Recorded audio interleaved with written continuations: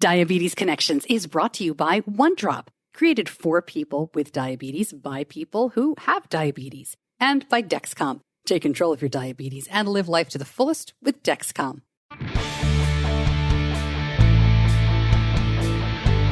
This is Diabetes Connections with Stacey Sims.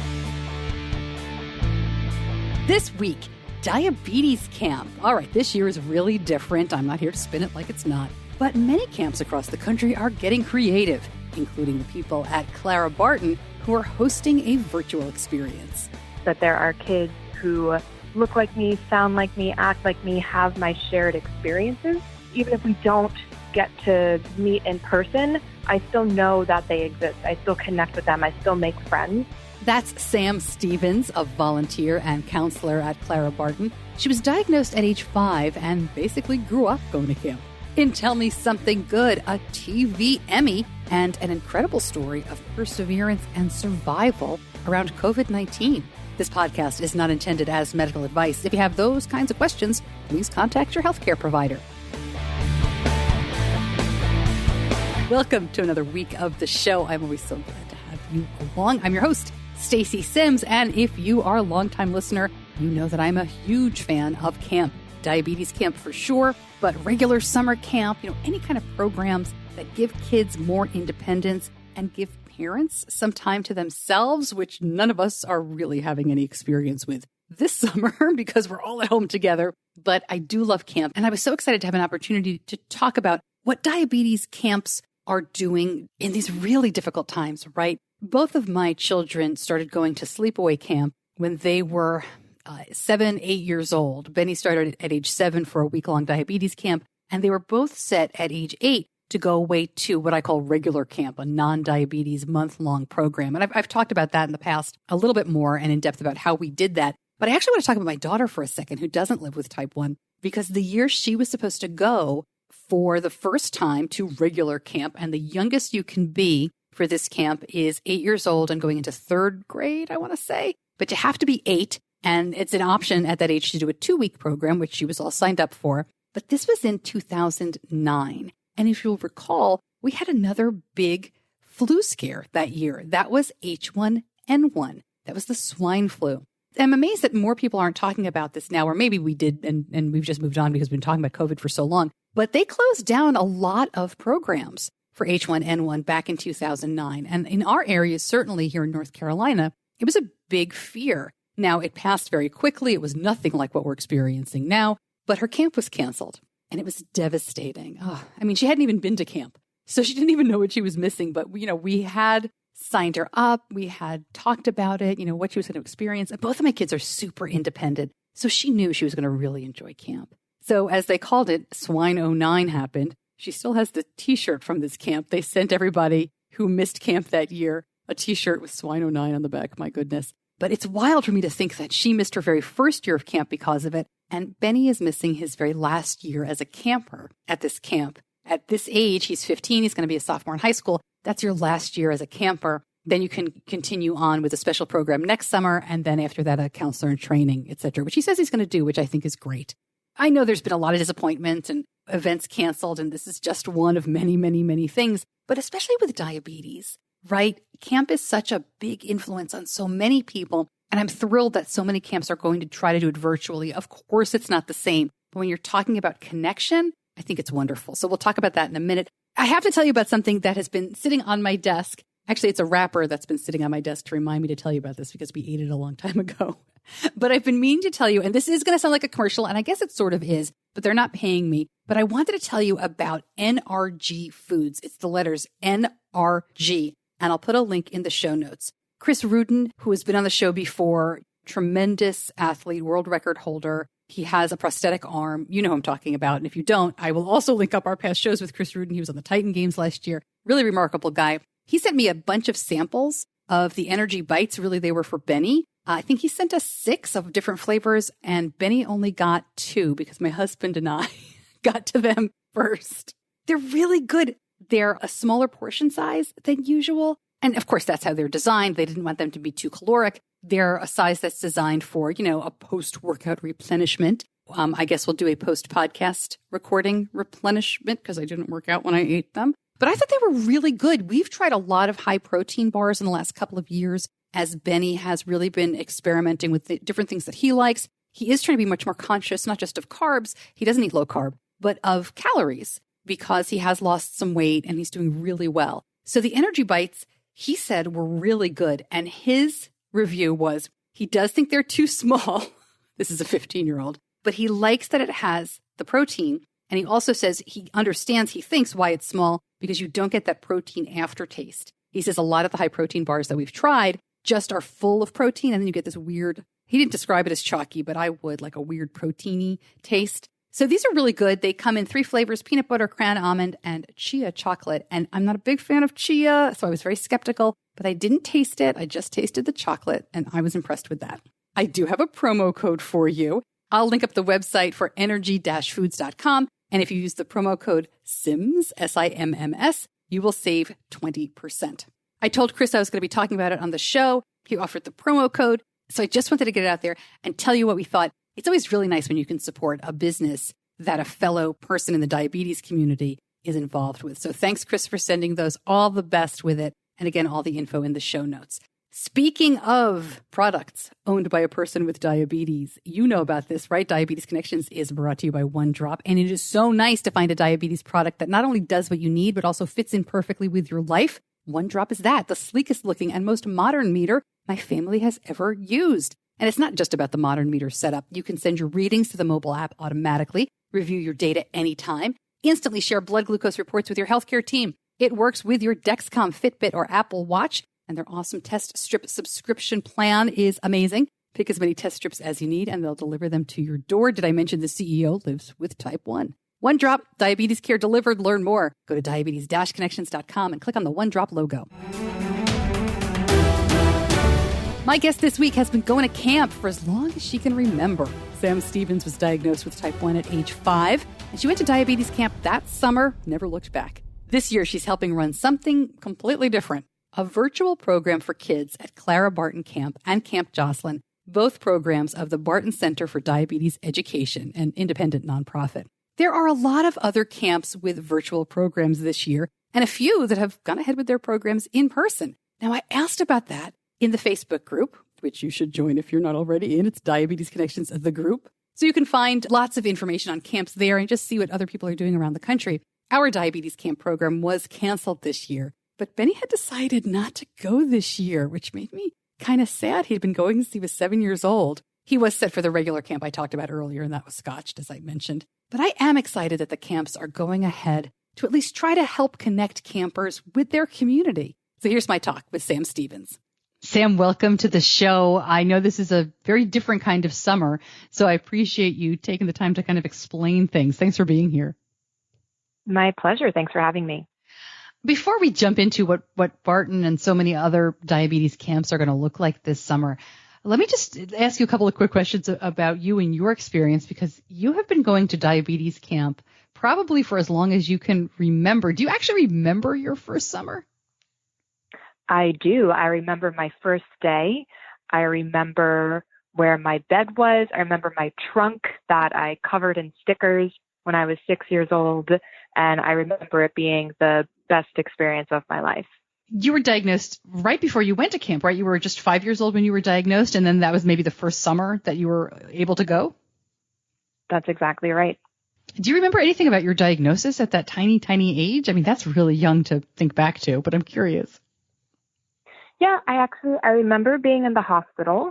I remember that there was a fish tank in the hospital in the children's area that I really liked going to. I remember being confused. And then I remember, life obviously being different, but I think in a way I'm lucky that I got it earlier before I could really remember the stark difference between before having diabetes and after having diabetes. So for me, it's always just been normal life for me. It does seem to me that going to diabetes camp can make it seem even more normal. I don't have diabetes, but just in my son's experience, it's so nice to be around other people going through the same thing, especially when you're a little kid. Did you know anybody at home who lived with type 1, or was it just the summers for you? It was just the summers. I didn't know anyone. And so exactly like you said, going to camp where everybody just gets it. Everybody just understands what you're going through when you say that you feel low or high or need to eat or can't eat was so comforting to me. Yeah. And really taught me a lot. I learned most of what I know about my diabetes management from camp and even from my friends and community in the years since camp. I have to tell you, I'm struggling a little bit with doing this interview this year because I'm such a big fan of camp, and every year we talk about diabetes camp, and I always in the back of my mind hope that a parent that has not yet sent their child will listen and feel really comforted and excited about camp and really make the dive in. And as I'm talking to you, I'm thinking, but there is no camp this year. But there is kind of camp. Let's talk. Let's try to look on the bright side of this, because I know, gosh, so many camps and people like yourself are working so hard to make sure there is a camp experience. Let's just start and dive right in. What is Barton doing this summer? Tell me about your virtual camp. Great. So Barton is running a virtual camp. What happened was a bunch of alumni who, all have been keeping in touch, especially since the pandemic started and a lot of people have sort of reconnected with friends. We all heard that camp was very, very sadly canceled this year. And because it had such a profound impact on each of our lives, we got together and thought, hey, what can we do to help campers be able to experience that camp magic and not lose out on all of the value that they would without camp this summer. So this is pretty much a volunteer effort that came about from the alumni? This is 100% volunteer effort started by alumni and also includes now people who would have been counselors or admin staff too. So multiple camp generations, if you will. I love it. That's fantastic. So, there's not going to be the campfires and the bunks and all the stuff that happens in person. I assume it's more than a couple of Zoom calls. Can you tell us a little bit about what you're planning?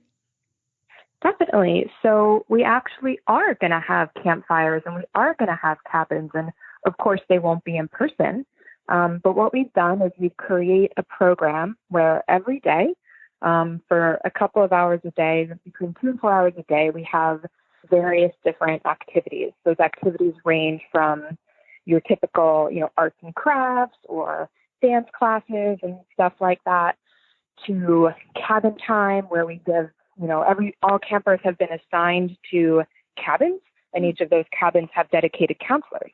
And so the counselors during their cabin times will facilitate get to know you games and icebreakers and pen pals and things of that nature.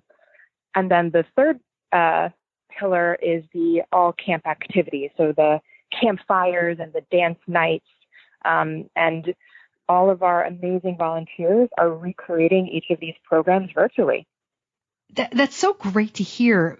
What is your hope for a new camper, right? Somebody who's 7 years old and was just diagnosed, or somebody who's 14 years old and doesn't know anybody. What would be your hope for a virtual program for somebody like that who doesn't know anybody? So my hope for a camper who is brand new to camp is that they get that same feeling that I am not alone, that there are kids who look like me, sound like me, act like me, have my shared experiences. Even if we don't, get to meet in person, I still know that they exist. I still connect with them. I still make friends and have that shared deep commonality of having this profound thing in common.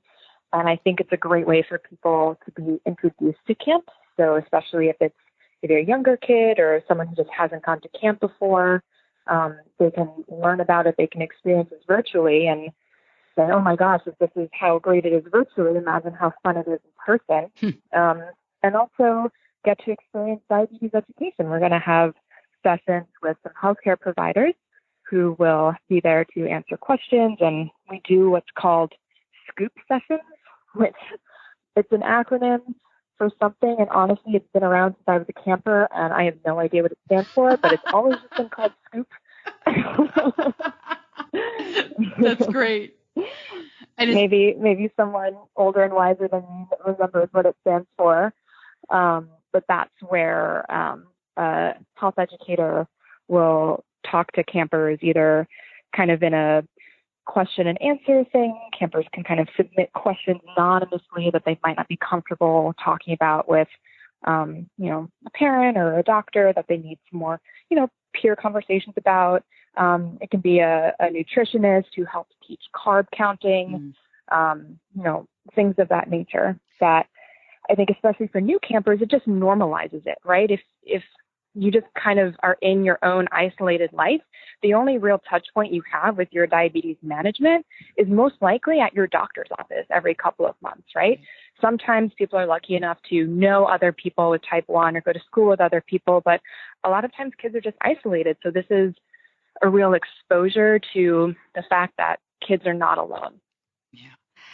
And I wonder too, sometimes there's a misperception that diabetes camp is all scoop sessions, right? It's just all diabetes education. You're going to come on, gather around, kids. We'll sit in a circle and talk about how to change an inset. Yeah. Where the opposite is really, really true. I would imagine that even in those sessions, it's more, it's learning in a fun environment.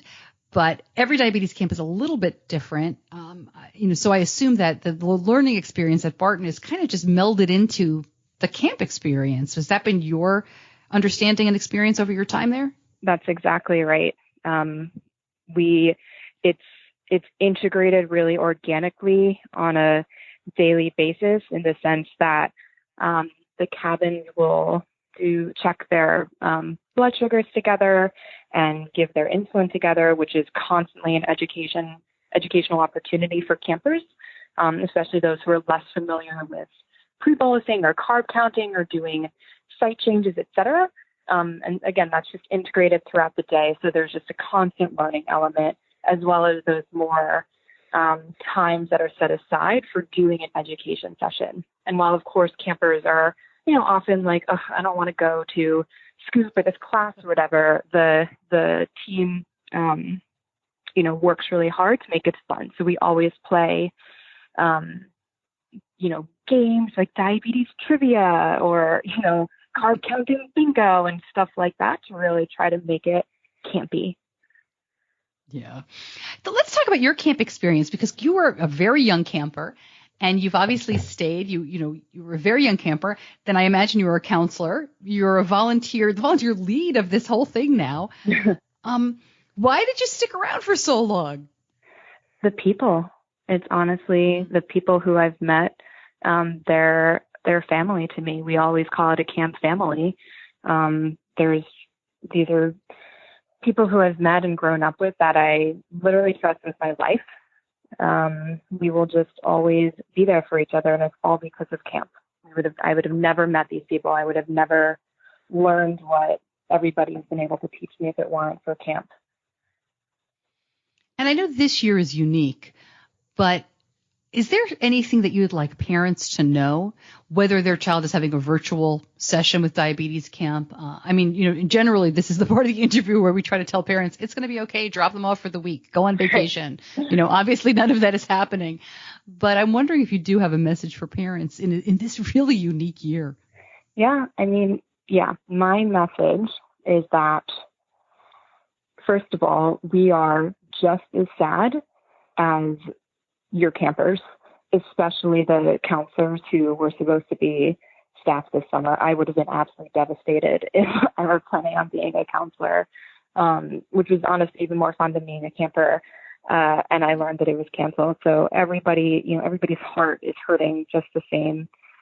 This is entirely a labor of love from people who I think, similarly to me, share the same experience from camp and really care so deeply and truly about it that we want to take the time to give that back and make sure that kids can experience it this summer. This is our first time doing this. I think it's kind of everybody's first time doing this, so it won't be perfect. We will, kind of struggle through things at the beginning, I'm sure, and we're all going to be learning as we go. So, I ask that parents be patient as, this is a process that we're all learning together. But I think that at the end of the day, it will only be a positive experience for kids. One of the things that my son really learned, or at least came home feeling like he was more confident about at diabetes camp, was just mealtimes. You know, he was young when he started to go. Our sleepaway camp here starts at age 7, I think, at the youngest. And he came home much more interested in what are the carbs on my plate, and I'm going to add them up myself and that sort of thing. And I'm sure that virtually things like that are a challenge, but are you going to be addressing kind of what they're eating? I picture the kids like showing stuff on the screen and talking about it. So we won't have that level of involvement virtually, just as a nature of kids being at home and parents having different schedules with their own jobs, and the volunteers having different schedules. So coordinating meal times would be really difficult. But I think that's a great idea to bring up with the counselors, and maybe in a cabin, an activity could be, okay, send a picture of what you ate and the carb counts to share with everybody. And that could be a really good way to integrate that. Stump the counselors. Like, what do you think this carb count is? Go find like a glob of peanut butter. Good luck. Right. Exactly. That's really funny. But, those are the experiences that only people with diabetes understand, right? Those are the things you can kind of only do at diabetes camp. Exactly. Can you tell us a little bit about some of the activities that you have planned? I mean, because I think it's hard for sometimes people to kind of understand when you see virtually, like, what can we do? So can you tell me a little bit about a couple of activities? Yeah, definitely. So to start, each camper is being sent a camp supply pack, which has a couple of different activities that will set them up to be able to participate. So one example is in arts and crafts. We're going to be building pipe cleaner ninjas, as well as doing 3D hand models with the, just paper and colored pencils and straws and beads and pipe cleaners that are all being sent to campers right now. We're doing a game, one of my favorite games, that's called Dutch Auction. And this whole thing, I would actually say, kind of originated from Dutch Auction. Two of my best camp friends put together a group of alumni over Facebook and said, hey, does anybody want to play virtual Dutch Auction next week? And there was about 20 of us who said, yeah, let's play. And if you don't know what Dutch Auction is, there's a couple of ways that you can play it, but the way that we played it is that each round, one person would be the judge, and the judge would come up with some sort of object. So it could be a pirate ship or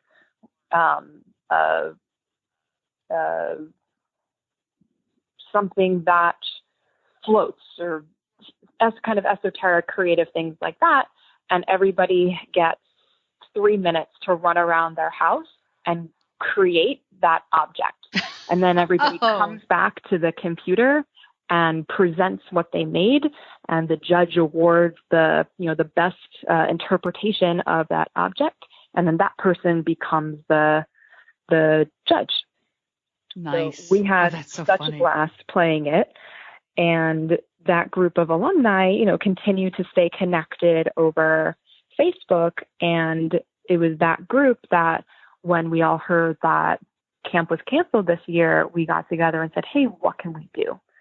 So we definitely wanted to make sure to include Dutch Auction in virtual camp, because who knows what genius will come out of it from the campers.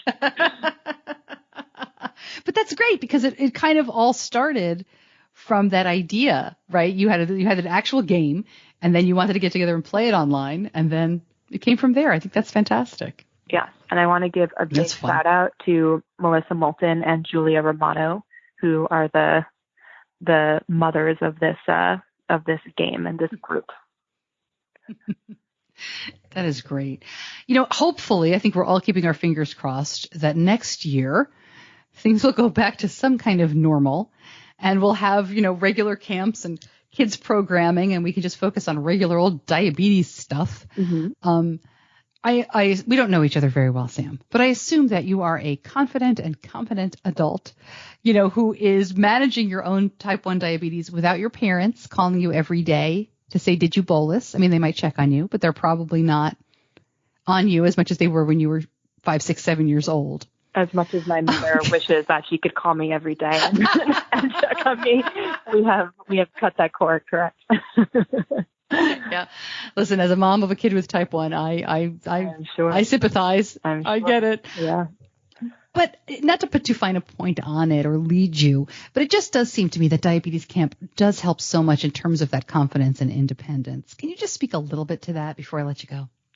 It absolutely does. As I've touched on, I think there's the two most important parts of Diabetes Camp that really help kids with type 1 develop their competence is, number one, just the education part, but also the normalcy of the education part. So just being, integrating and making diabetes management such a normal part of day to day, and seeing your peers do it with you builds a lot of confidence. And especially working with nurses and doctors and nutritionists, and being able for kids of all ages to have learning conversations about, hey, I think I need 15 grams of carbs, or I'm going low in the afternoon. Let's work as a team to change my basals. Those kind of conversations are really great skill building experiences for kids that definitely build a lot of confidence with their diabetes management. And the second part is really the emotional support, really giving people the confidence that just because you have diabetes, you are not broken and you are not alone. There are hundreds of kids like you who all have fun and all can be, can giggle just as much as a kid without type 1 diabetes, or go to dances and play sports and do arts and crafts and do, all these other things that kids without diabetes do, that throughout, every other month throughout the year, it's really easy to forget, and it's really easy to feel so different and so otherized. So having that community of peers builds so much confidence on that emotional level. That's great. And then on our parting note here, there are a lot of great diabetes camps out there. I will say that my son's is the best. I love the people. It's the best in the entire country. Tell me why Barton is the best to you. The people. Again, I am a 5-year-old camper who is now a 30-year-old volunteer, and camp has been with me every single year of my life. It has that much of an impact. My friends have grown up with me throughout all of those years. I'm sure that each diabetes camp provides a lot of those really strong friendships, but I just can't imagine any place more special and any people more special than Barton. Well, that's fantastic. I'm so glad you came on. Good luck with the virtual camp. I'm thrilled that you did it. I know it's going to mean a lot to the families. So thank you so much, Sam, for coming on. Thank you so much for having me, and I will keep you posted with how everything goes.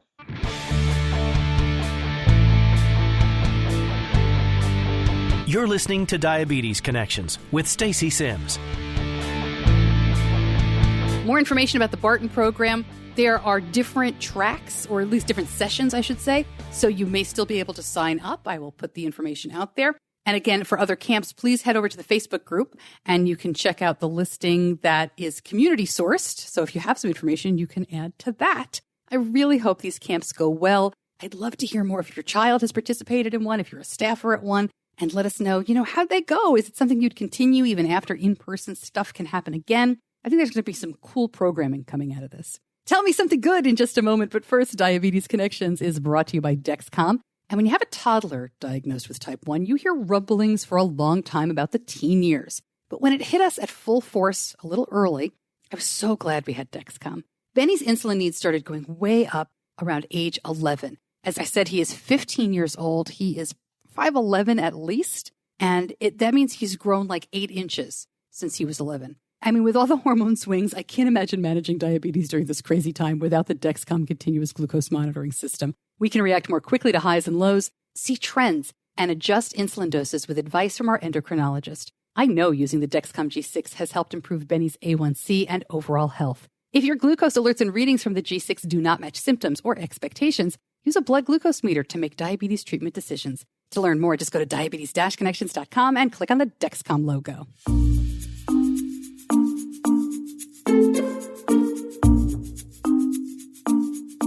All right, tell me something good this week. Cristina Frank is a news anchor up in Maine.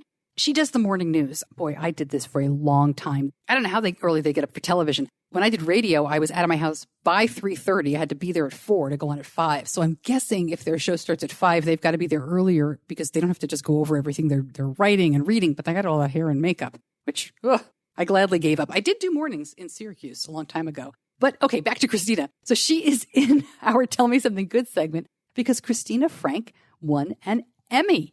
Her team won an Emmy for Best Morning Newscast in New England. So congratulations to you, Cristina. That is just tremendous. Of course, Cristina lives with type 1. She has a little girl. We talked about her baby on the show. She's been on the show. She's just wonderful. So I'm thrilled to just offer my congratulations to what I know is a really, really wonderful accomplishment. Another Tell Me Something Good comes from Healthline. Now, Healthline is a fabulous news source. I think Diabetes Mine is under the Healthline umbrella. But they're an online magazine, whatever you call it, a news source, very carefully vetted health information. And this story just was amazing. So this is a woman from Salt Lake City, Utah, who has type 1 diabetes, multiple sclerosis, asthma, and is obese. And she just survived COVID-19.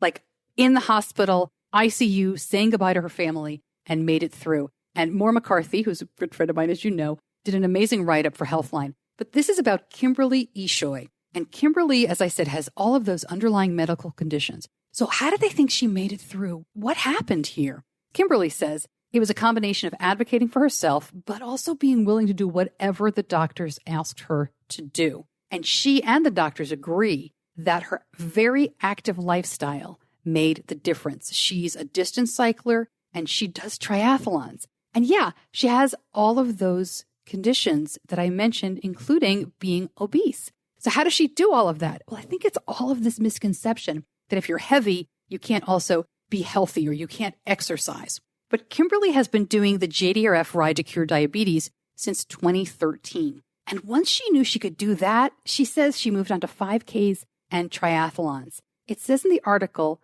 she usually finishes last, but she finishes. And this is a wonderful quote from Kimberly. I personally think we are all created differently like flowers, she says. I will never be a violet or baby's breath. I am a sunflower, a substantial woman. But I also know fat women can ride their bikes 100 miles. So that's something.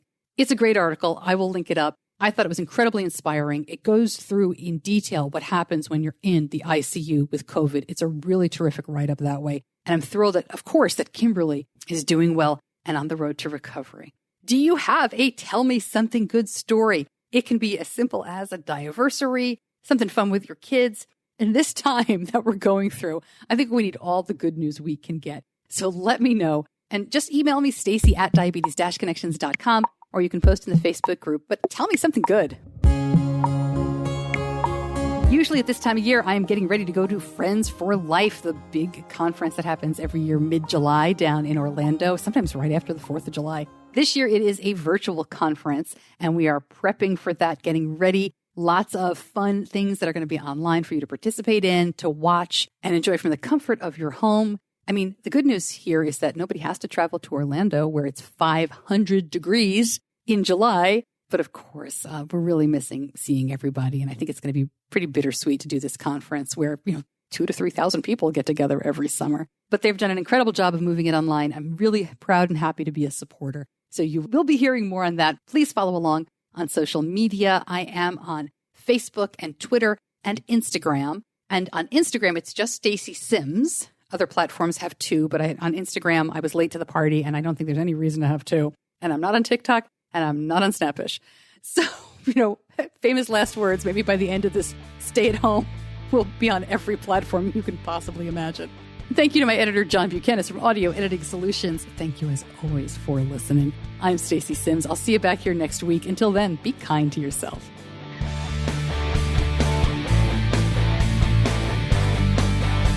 Diabetes Connections is a production of Stacey Sims Media. All rights reserved, all wrongs avenged.